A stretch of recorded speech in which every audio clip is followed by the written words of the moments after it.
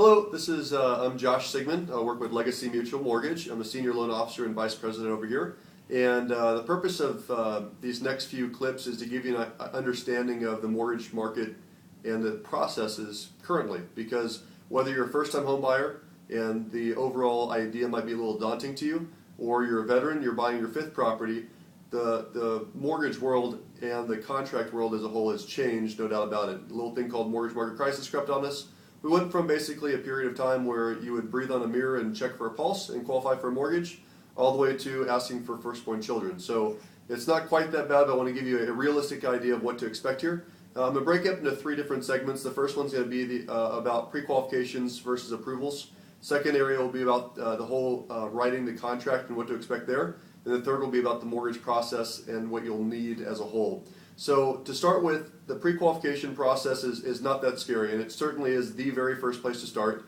Whether you're working with a realtor or a builder or just trying to do it on your own, which I don't recommend, by the way, the very first thing to do is call a bank and get pre-qualified. Hopefully you found that with me today.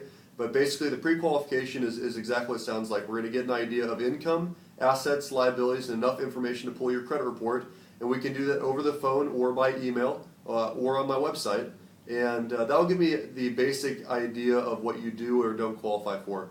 The key behind that is that it's all verbal, and I'm just taking people's words on it just like all other banks do. And so there's certainly a difference between a pre-qualification and a pre-approval. A pre-approval is far more valuable to a realtor or when it's time for you to make an offer, because the difference is that the pre-qualification, while it's verbal or it's not confirmed, an approval on the other side means that the bank has actually physically seen your paychecks, your bank statements, your W-2s, whatever might be important. So the first thing is go ahead and give a call to the local bank.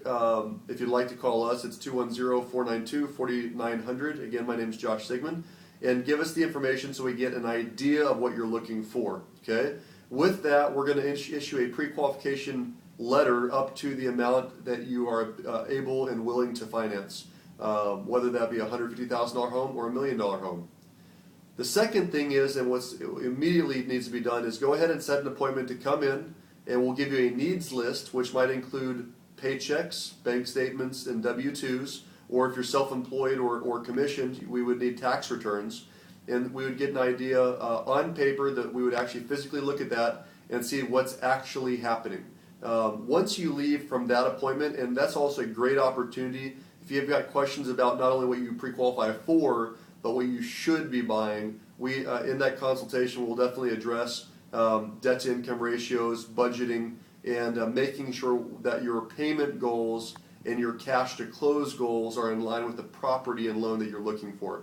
That way we might adjust the pre-approval letter to be more in line with what you're really hoping to accomplish on the payment and cash to close side.